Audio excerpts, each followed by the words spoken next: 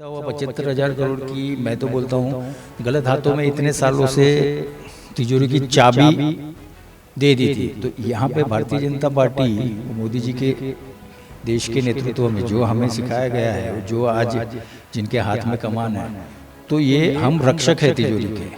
तो आप सोचो, सिर्फ कॉरपोरेशन का फंड ही नहीं, यहाँ पे स्टेट है, एमएमआरडीए है, एमपी का फंड, मतलब इतने, अगर अच्छा एडमिनिस्ट्रेशन, अगर अच्छा रक्षक आज देवेंद्र फडणवीस जी के हाथ में कमान है, तो हम चाहते हैं कि ये मुंबई के एक बार देखे पूर्ण रूप से भारतीय जनता पार्टी को अगर सत्ता मिलती है तो मुंबई कर को सिर्फ अगले 2 साल में पता चल जाएगा कि उन्होंने इतने साल क्या गलती की थी।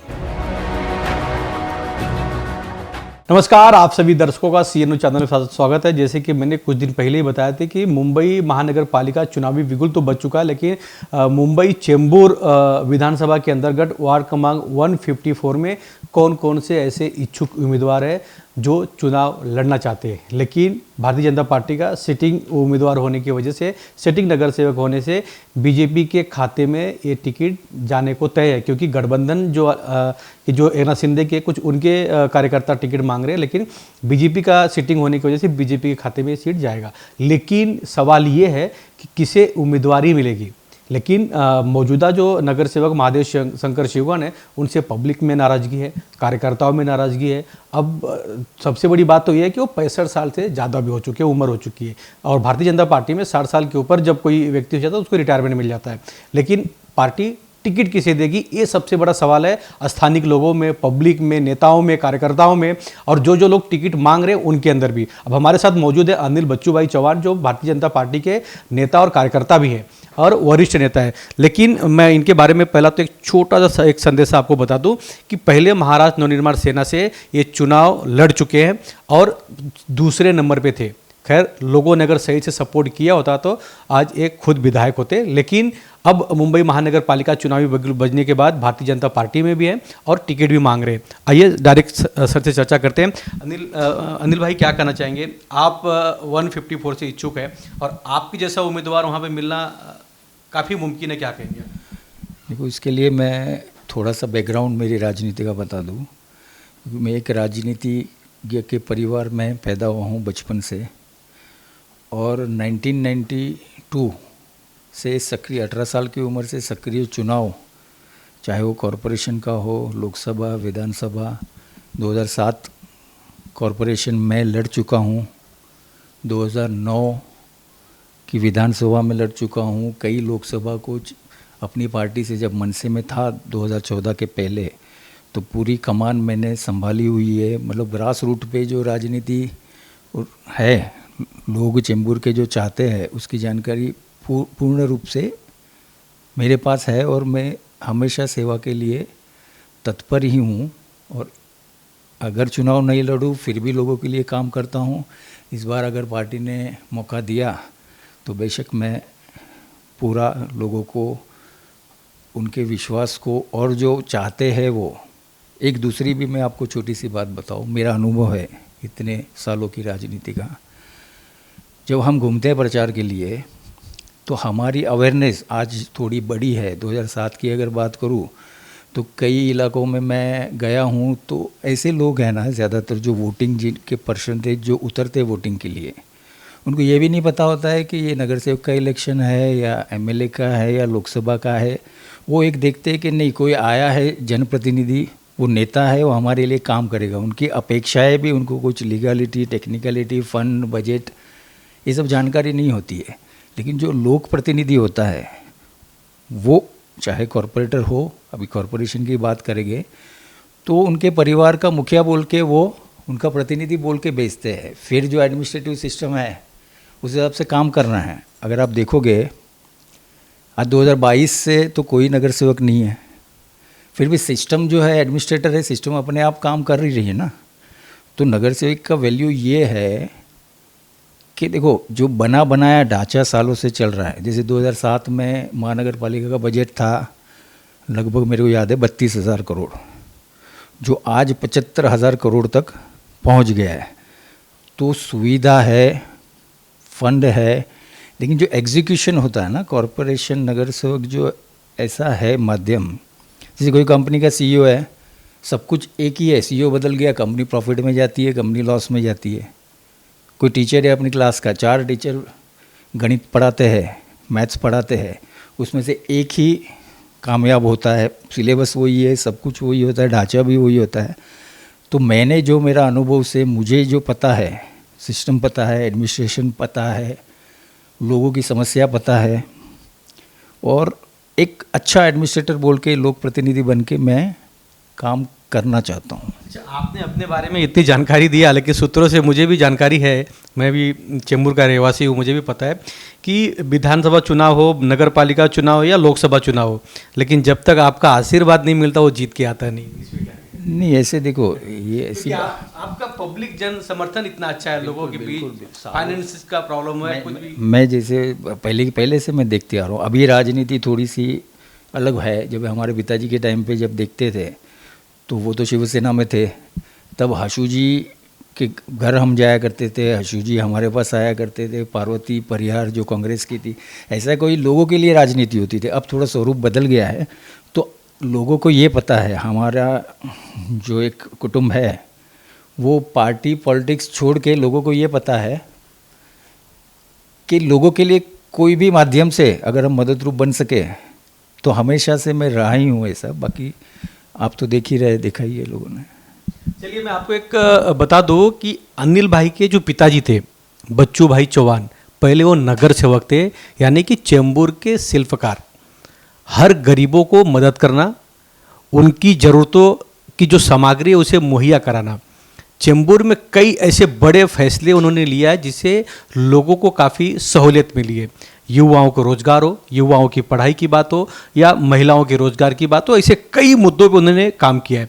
लेकिन अनिल बच्चू भाई चौहान को इस वक्त अगर मदद नहीं किया गया तो शायद चेंबूर की जो आगे बढ़ने वाली पीढ़ी है उनको नुकसान होगा या उनको बड़ी मदद नहीं मिल पाएगी, क्योंकि कई नेता आते हैं, चिकनी चुपड़ी बातें करते हैं और मदद लेके चले जाते हैं, लेकिन बाद में कोई पीछे खड़ा नहीं होता। अच्छा, एक चीज़ और जानना चाहूँगा कि नाना जब थे तब वो उनका जो कार्यकाल था नगर पालिका में, वो खुद नगर सेवक थे, तो तब का माहौल अलग था और अब का जो माहौल है पूरा बदल गया है। बिल्कुल पूर्ण रूप से बदल गया है। एक तो वार्ड की साइज़, क्षेत्र बड़ा हुआ करता था, महानगर पालिका के पास इतना फंड नहीं होता था, बेसिक सुविधा जैसे माहौल वाशिना का या जो बेसिक जैसे पानी की पाइपलाइन नहीं थी, बिजली नहीं थी, तो उस वक्त जो दिल से और अपनी, देखो कोई भी कॉरपोरेटर हो, पहले तो उसकी नीति अच्छी होनी चाहिए, कोई भी लोक प्रतिनिधि, और नीति के साथ थोड़ी बुद्धिमत्ता होनी चाहिए, थोड़ा कौशल होना चाहिए, और पहली नज़र तिजोरी पे नहीं होनी चाहिए, उसकी विकास पे होना चाहिए। ये आज ऐसा हुआ 75,000 करोड़ की, मैं तो बोलता हूँ गलत हाथों में इतने सालों से तिजोरी की चाबी दे दी थी। तो यहाँ पे भारतीय जनता पार्टी, मोदी जी के देश के नेतृत्व में जो हमें सिखाया गया है, जो आज जिनके हाथ में कमान है, तो ये हम रक्षक है तिजोरी के। तो आप सोचो, सिर्फ कॉरपोरेशन का फंड ही नहीं, यहाँ पे स्टेट है, MMRDA है, MP का फंड है, मतलब इतने, अगर अच्छा एडमिनिस्ट्रेशन, अगर अच्छा रक्षक आज देवेंद्र फडणवीस जी के हाथ में कमान है, तो हम चाहते हैं कि ये मुंबई कर एक बार देखे पूर्ण रूप से भारतीय जनता पार्टी को अगर सत्ता मिलती है, तो मुंबई कर को सिर्फ अगले 2 साल में पता चल जाएगा कि उन्होंने इतने साल क्या गलती की थी। अच्छा, एक चीज़ और जानना चाहूँगा आपसे कि आप अगर चाहें तो किसी अन्य पार्टी से भी टिकट लेके आ सकते हैं और कोई आपको मना नहीं करेगा, जहाँ तक मुझे मालूमात है। फिर बीजेपी से क्यों टिकट? नहीं, पहले जैसे 2014 में विधानसभा चुनाव के पहले ही, क्योंकि शिवसेना आपको मना नहीं करेगा, मन से मना नहीं करेगा, RPI मना नहीं करेगी, राष्ट्रवादी मना नहीं करेगी, लेकिन आप बीजेपी से क्यों जाते हैं टिकट? अभी अंधभक्त हूँ मोदी जी का और क्या। नहीं, अंधभक्त तो अलग बात है, लेकिन बीजेपी की जो लोग जो बोलते हैं विरोधी के, ये क्या बोलते हैं, कुछ तो भक्त की गणना में आते हैं, क्योंकि देश को जो दिशा में, जिस हाथों में हम, देखो मैं आपको 10 साल में, देखो मैं जो ये बेसिक यहाँ की बात कर रहा हूँ, तो देश का भी वही था, सिस्टम भी वही थी, सब कुछ सोर्सेज भी वही थे, रिसोर्सेज भी वही थे, लेकिन 10 साल में देश कहाँ से कहाँ पहुँच गया। इतने मतलब मैं बोलूँ, इतने विजनरी नेता हमें भूतों न भविष्य कभी मिलेंगे, तो आज उनका हवामंडल ही ऐसा है कि उनसे हम चुनाव का प्रश्न नहीं है, मतलब बस उनको देख के ही काम करना चाहते हैं, वैसा है। हिंदुत्व की रक्षा करने वाले। बिल्कुल, वो तो हिंदुत्व का पर्याय ही आज मोदी जी है, ऐसा है। और उनकी छत्र छाया में देवेंद्र जी की। अच्छा, बीजेपी के जो कई नेता कार्यकर्ता हैं, युवा है, मतलब हमारी तो सबसे मुलाकात होती रहती है, बात विचार होती रहती है, तो ऐसा हमने मन टोने की कोशिश किया कि भैया किसको टिकट मिले तो अच्छा होगा, तो कई लोगों ने आपके नाम का सजेशन दिया है। तो अब पार्टी के आला अधिकारी भी आपको समर्थन में है टिकट देने के लिए? देखो, इतनी तो बिल्कुल हमारी संगठना की जो निरीक्षण की पद्धत है जो है इतनी है, तभी तो आज इतने पूर्ण महाराष्ट्र में पिछले चुनाव में भी इतनी कामयाबी मिली है। तो बिल्कुल इतनी छोटी सी छोटी जो ग्राउंड लेवल की हकीकत बिल्कुल वरिष्ठों को पता ही होगी, और पार्टी जो भी फैसला ले, मैं तो ये चाहता हूँ, मतलब 2014 में मुझे ऐसा लगा कि युति जब नहीं हुई विधानसभा में, मैं 2009 में रनर्स अप था, दूसरे नंबर 30-32 हज़ार वोट थे मेरे, और मैं ही भारतीय जनता पार्टी में आ गया। तब भारतीय जनता पार्टी ने ये सीट का क्लेम छोड़ दिया, जबकि ये अशोक जी के वक्त से एक गढ़ रहा है जेपीआरएसएस का, तो वो गलती हो गई। तो आज जिस वक्त चंद्रकांत, मुझे याद है आज भी, मैं छोटे छोटे हम लोग थे, जिस वक्त चंद्रकांत हंडोरे जीत के आए थे, और उस वक्त आप महाराष्ट्र नवनिर्माण सेना से चुनाव में खड़े थे। अगर वही टिकट अगर आपको बीजेपी से होती तो शायद यहाँ कांग्रेस पैदा ही नहीं होती, नहीं, इसका विधायक ही नहीं चुन गया। हाँ, 2009 में ये शक्यता कम थी शायद, क्योंकि 2014 में मोदी जी आने के बाद जो स्वरूप हम देख रहे हैं, हम तो ग्राउंड लेवल से राजनीति देखते हैं, तो काफ़ी कुछ अच्छे दिन महाराष्ट्र, मुंबई में भी भारतीय जनता पार्टी देख रही है। तो अगर 14 में ये सीट का क्लेम नहीं छोड़ना चाहिए तो, और 154 वार्ड जो है ना, मैं तो चाहता हूँ सक्षम उम्मीदवार को ही पार्टी। आरपीआई को देके गलती होगी लगता है। हाँ, विधानसभा में तो तभी हो गई, तो फिर अभी शिवसेना का क्लेम हमेशा तीसरी टर्म भी रहा, और हम तो बचपन से देखते हैं ना, जो 154 जो वार्ड है ना, मैं तो ये चाहता हूँ कोई भी वरिष्ठ जिसको भी टिकट दे, ये वार्ड जो है भारतीय जनता पार्टी के पास जीतना बहुत आवश्यक है, आने वाले यहाँ के युवा कार्यकर्ताओं के लिए और चेंबूर के भविष्य के लिए। और एक कभी अगर मुझ में कुछ ऐसा देखते ये संधि मिलेगी तो बिल्कुल हमारी तो बहुत दिल से इच्छा है, फिर जो भी पार्टी का आदेश होगा। अच्छा, एक सवाल और है कि चेंबूर कैंप में सबसे ज़्यादा सिंधी समाज के लोग रहते हैं, क्योंकि जब इंडिया पाकिस्तान का बंटवारा हुआ था, भारत देश से प्यार करने वाले सिंधी समाज उस वक्त सनद के माध्यम से चेंबूर में शिफ्ट हुए, एमएस बिल्डिंग या मुंबई महाराष्ट्र के और भी कई जगहों पे। ये जो कॉलोनी है सबसे ज़्यादा बीजेपी को मानने वाले लोग हैं, सबसे ज़्यादा बीजेपी के वोटर्स है, क्योंकि एक बार खाली कांग्रेस के पास गए, बाकी कंटिन्यू ये सीट बीजेपी के झोली में नगर पालिका में आते रहा है। तो इसका विकास करने के बारे में आपने क्या सोचा है? क्योंकि जब आपको टिकट मिलेगा, आप चुनाव जीत कर आएंगे, तो विकास के बारे में क्या सोचा है? देखिए, मैं तो यही समझता हूँ, जैसे विकास जो योजना है महाराष्ट्र सरकार की, चाहे वो झोपड़पट्टी पुनर्वसन हो या कोई जैसे अपने सिंधी कैंप में रेफ्यूजी के जो स्पेशल पॉलिसीज़ है सेंटर की, एमएस बिल्डिंग है या बैरक है, तो उसका इम्प्लीमेंटेशन और एडमिनिस्ट्रेटर लेवल से नीचे ग्राउंड में और लोगों में लाना, कन्विंस करना एक प्रोसीजर है।